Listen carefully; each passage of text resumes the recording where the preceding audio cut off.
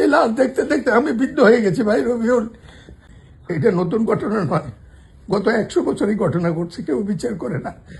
আমি চেষ্টা করেছি সাধ্যমতো। তত্ত্বাবধায়ক সরকারের কাছে সব কাগজ আছে, আপনার রেল সচিবের কাছে। পদুয়ারের বাজার ব্যারিকেড ম্যাডাম টাকা দিয়েছিল, লুট করে খেয়ে ফেলেছে আওয়ামী লীগ সরকারের সময়। এই ঢাকা চট্টগ্রাম মহাসড়কের জন্য 750 কোটি টাকা দিয়েছিল সাইফুর রহমান। এই কাজটি কমপ্লিট করতে পারি। আমি আমার সব কাগজ আছে, আপনি যে দেখুন। আমি কালকে ডাক্তার অ্যাপয়েন্টমেন্ট, আমি ডাক্তার দেখা হয়ে গেলে আমি কাল রাত্রে অ্যাপ্লাই করবো, চেষ্টা করছি। আমার ঘুম যাওয়ার জোগাড় নাই। এই লাশ দেখতে দেখতে আমি বিদ্ধ হয়ে গেছি ভাই রবিউল। এই পদুয়ার বাজারের রেলওয়ে দানবী ব্যারিকেড আমি শান্তি পাবো জীবনে।